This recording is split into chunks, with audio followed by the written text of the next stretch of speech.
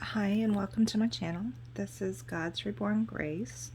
I'm going to do a pick a deck reading for what is your next step. What does actually, this is not just spirit in this reading, but actually the fairies, the starseeds, the unicorns, and the dragons decided that they wanted to be involved in this reading. So it might be a little bit interesting and unusual.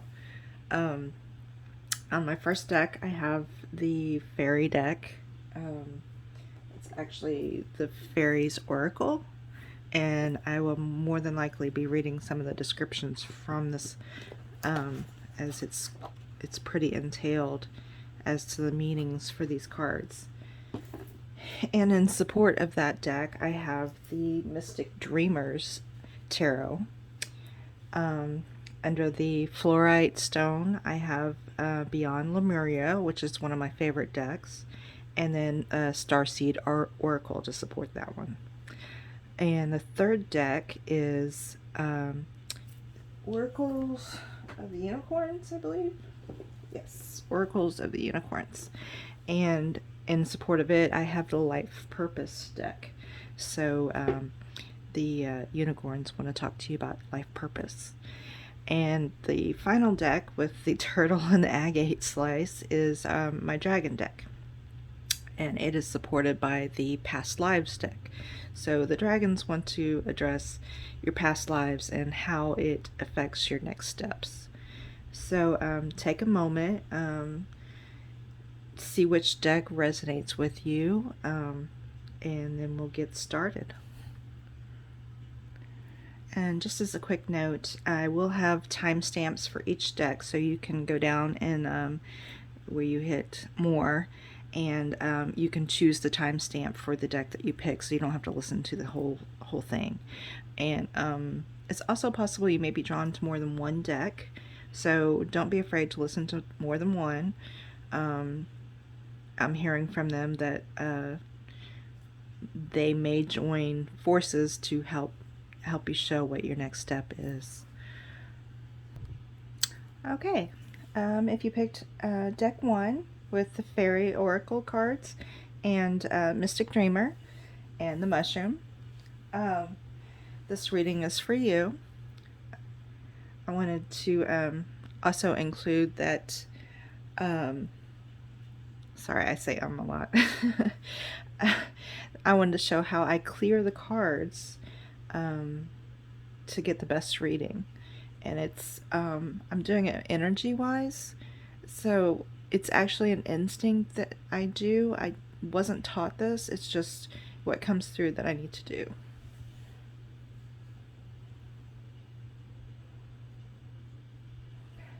And then I spread out the decks and choose which card I'm drawn to.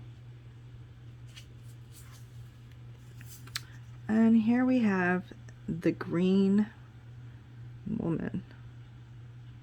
Alrighty. She doesn't look very, she looks kind of silly. I will pull up the reading for that, as I am not familiar with this deck very well. Let's see. 23. 23. So that would be a number 5 if you add that together. That tends to mean change is coming. 5s always mean change for me, and you may find that that resonates with you as well. Let's see. Card 23. The Green Woman. Natural magic. Expected gratitude. Untrammeled creativity. The Green Woman dances naked in the moonlight, and in the sunlight and the shadows as well. So this would be a very balanced step. You would find that, oh, chills, and that this next step you're coming to is going to bring balance to your life. The graceful slow motion dance of the Green Woman shows us how to release the constraints of artificial rules and limitations and find our true pattern of growth. Each of us is rooted or not, has an inborn pattern of perfection to guide our growth. Earth Mother nurtures us, Sun Father energizes us. Storms batter us, and sometimes we must bend before them. Other life preys upon us as, on the one hand, and nourishes and supports us on the other. Within the framework of the real world, we seek our path to realizing our own potential and finding our own fulfillment. All right, fairies, what else would you like them to know about their next step? The Oak Men. Oh, interesting. So this is bringing about the balance. You've got the green woman and the oak man. So you have masculine and feminine together. Let's see what the oak man has to say. And it has a 4 and a 7, bringing the number to 11, which is also about balance. I had an interesting lesson from the Oakmen about how we humans use fairies to mirror our own projections. The eyes of the Oakmen are a warm light brown, but some people look at them and say, "Ooh, red eyes, scary." I tried a little experiment using digital magic. I made a copy of the Oakman and gave them blue eyes. I then asked some people for their impressions of the men, and the words were like innocent and sweet and melancholy came back. Then I changed them to an unreal-looking violet and got responses like, "Ooh, so spiritual, so wise." Had the Oakmen changed? Of course not.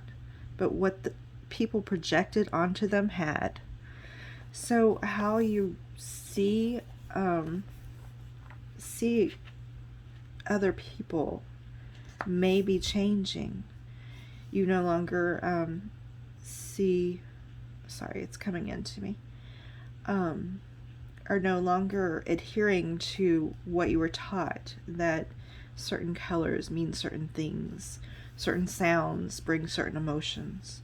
You're becoming more attuned to the energy within them and realizing what is being shown to you is not actually the truth.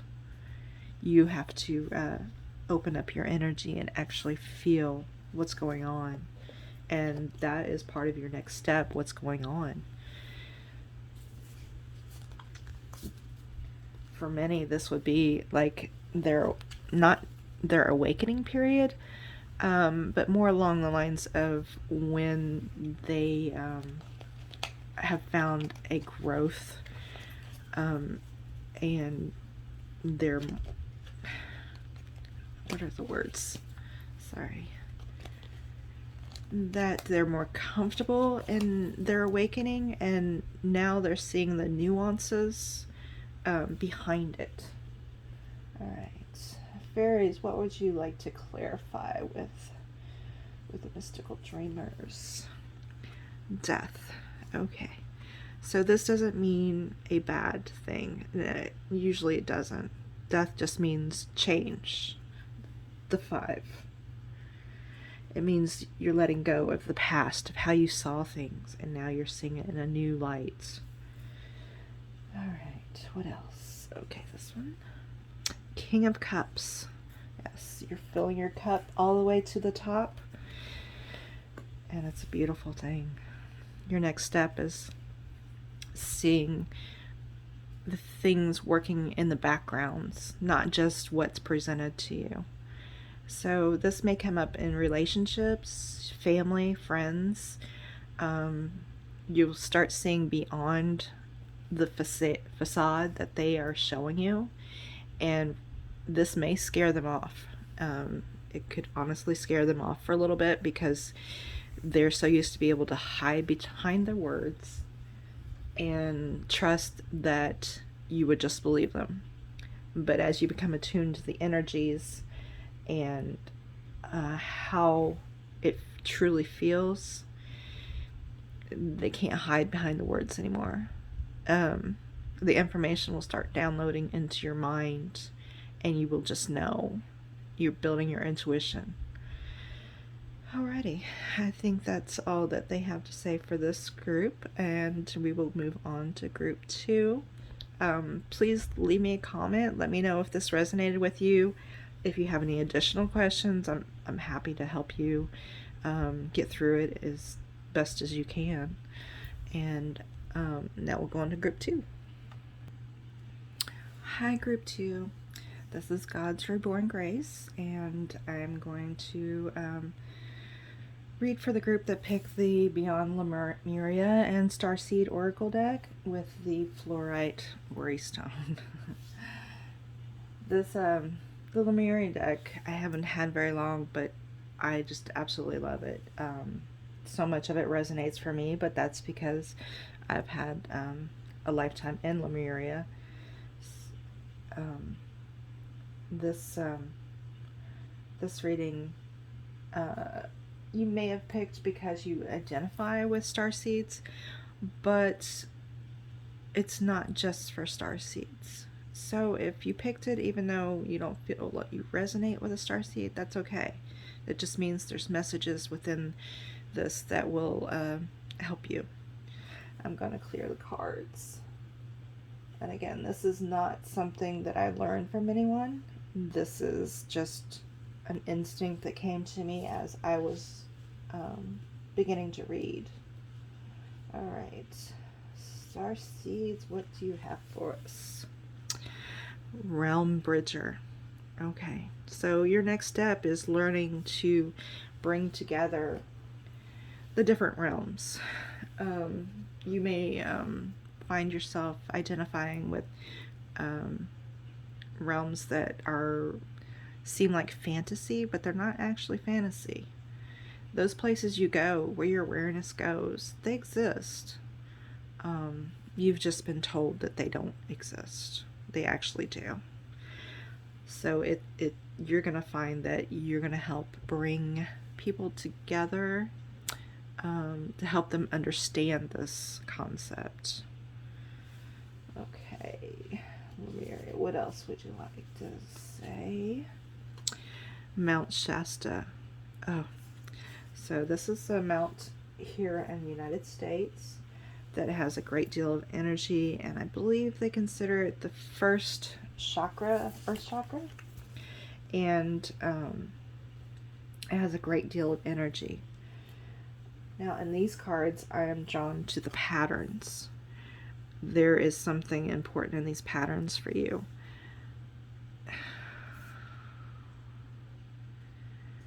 It's all radiating energy, uplifting into the stars. There are some blockages, but I think overall you're going to be able to surpass these obstacles and help others bridge the different realms.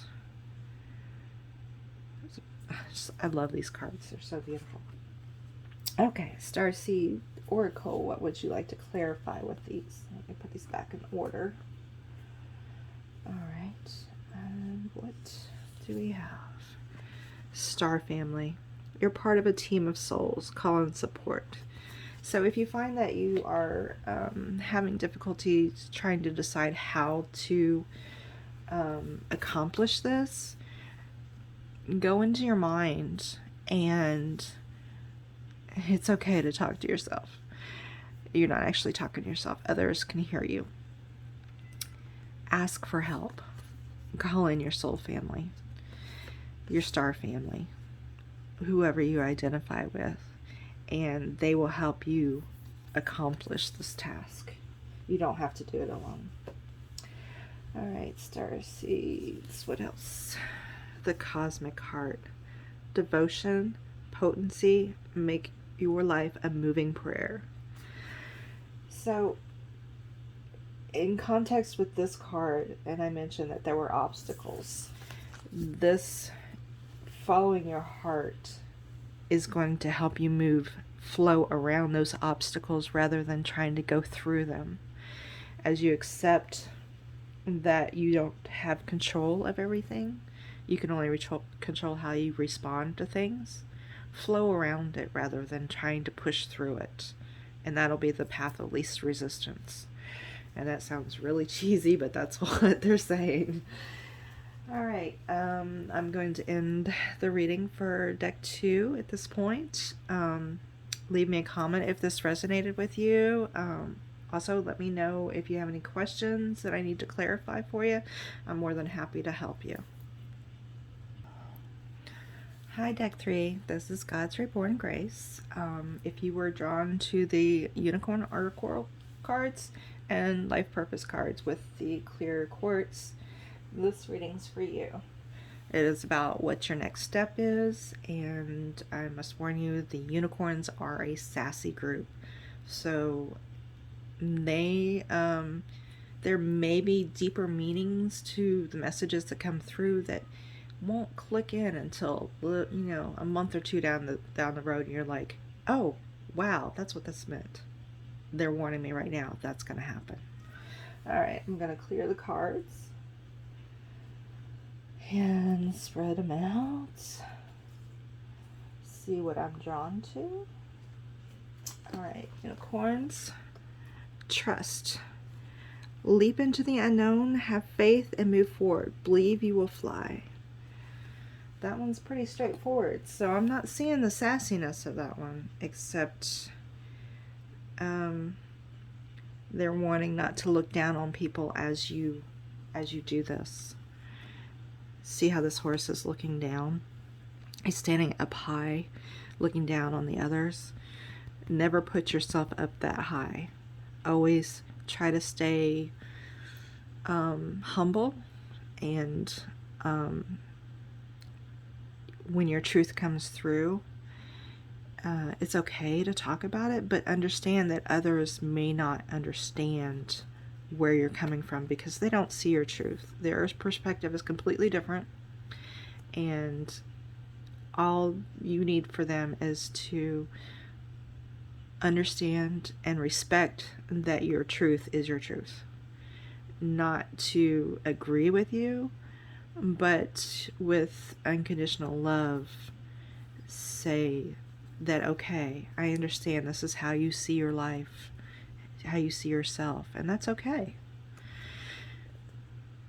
Finding the soul group that doesn't fight you and tell you, no, you're not that person. So don't put yourself up on a pedestal. You're special, but others are too. Your soul group surrounds you, so that puts them in close proximity with you, not below you. Okay, what else? Unicorns. Freedom. Live wild and free. Choose your freedom. Claim your independence. So the unicorns are saying that it's time to break free from everything that's been holding you back. The sun is guiding you. It's bringing you to express your truth, to set your boundaries, to no longer be taken for granted. All right, unicorns, what can you give me in the life purpose for clarity? Spiritual teacher. You heal with your classes, sessions, and seminars.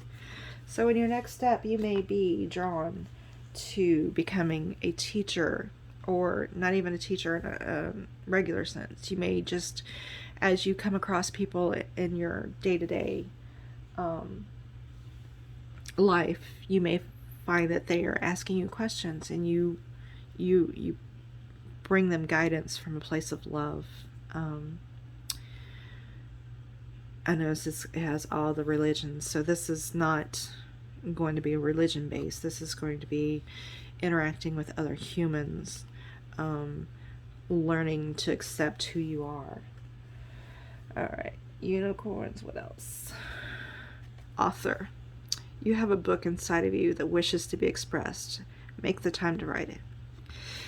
While you may be drawn to write a book, the unicorns are saying the world is saturated with books about spiritual, and it's not necessary to write a book as much as it is to write a journal, to write down your thoughts, get them out of your head.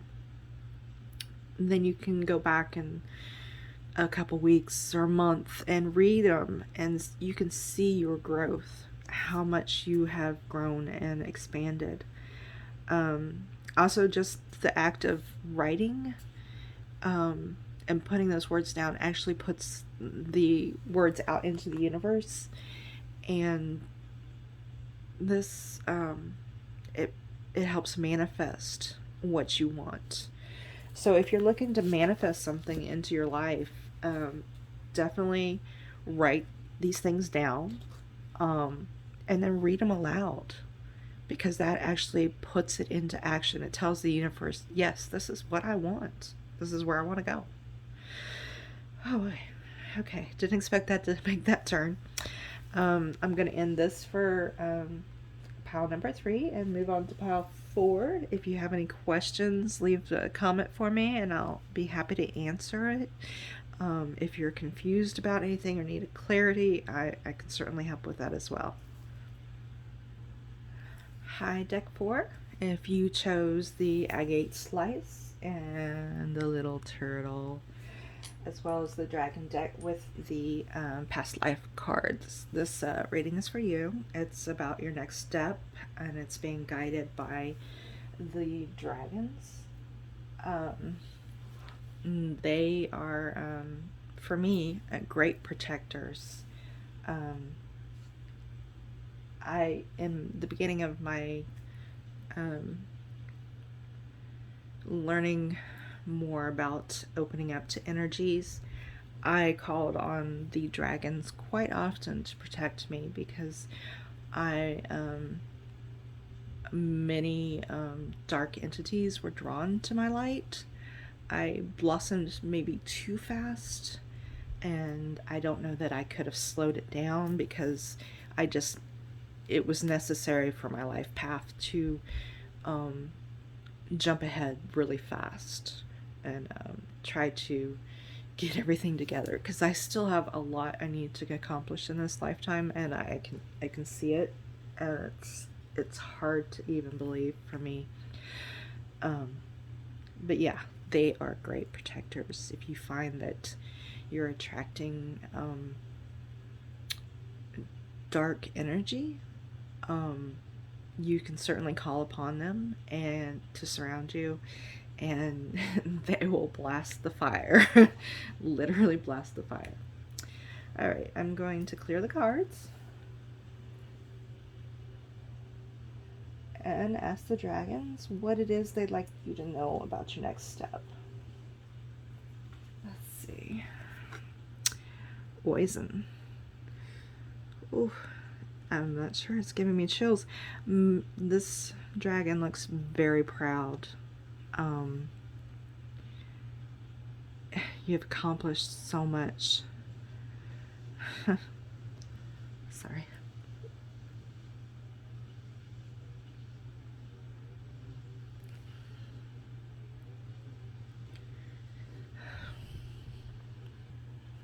Okay, sorry about that. You didn't need to hear me start bawling my eyes out, because they told me that one was meant for me.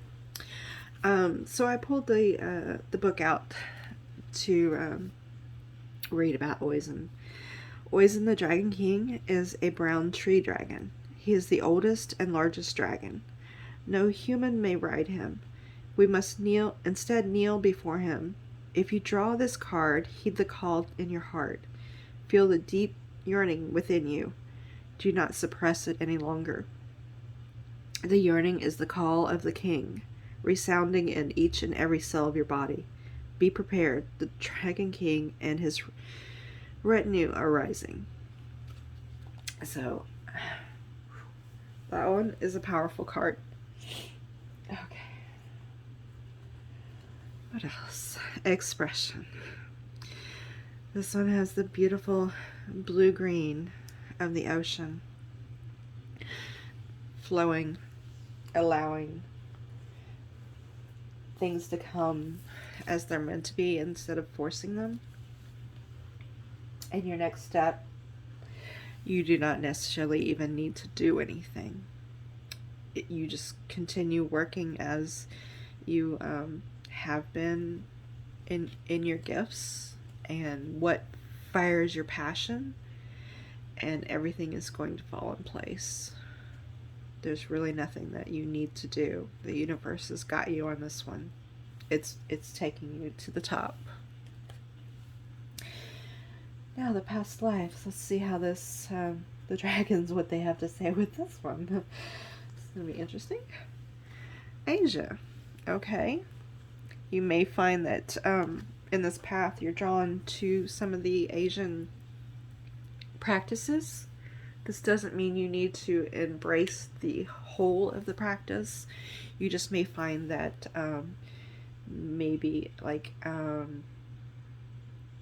picking some of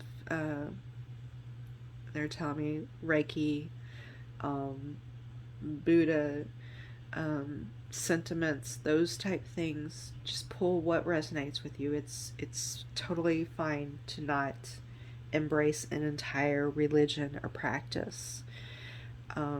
Those methods were used to control you and keep you within their bounds. And the Age of Aquarius is more about feminine creativity, allowing yourself to bloom from that seed that was held in the dark under the masculine Pisces era.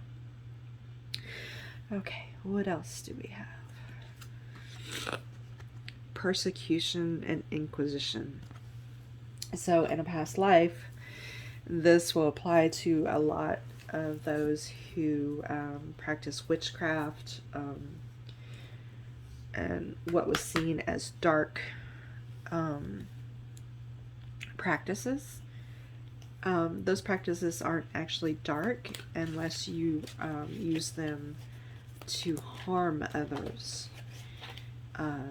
If you're using your practices to harm others, then karma's going to bite your ass. Whether you want it or not, it will come around. Whether it be by aging you faster, putting more obstacles in your path, using dark arts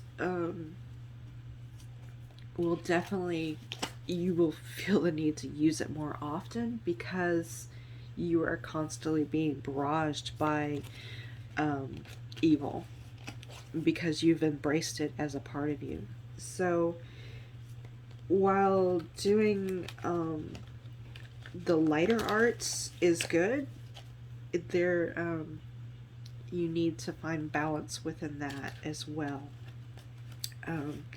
You cannot be all light and not become seriously unbalanced. It's just, even angels, they have parts of them that are not considered extremely light.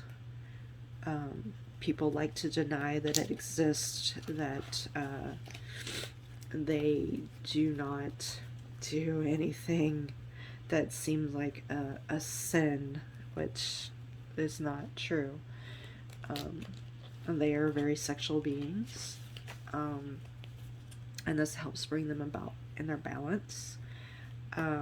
Their lessons that they share with others are not necessarily in the greatest light, but they have to do it in order to bring about the lesson in the right way.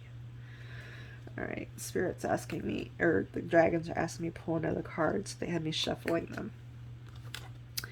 Monk or nun. So you may have been a monk or a nun in a past life, or you may have been very religious and unyielding to move outside of that practice. And this lifetime, your next step is to move away from that rigid religion and embrace who you are as a whole. And I think I'm going to end this one here. This particular one has given me a lot of chills, so I know a lot of it was directed towards me, but certainly many others will resonate with this as well. If you have any questions or need clarity, just leave me a message down there, and please subscribe to my channel if you haven't. Thank you.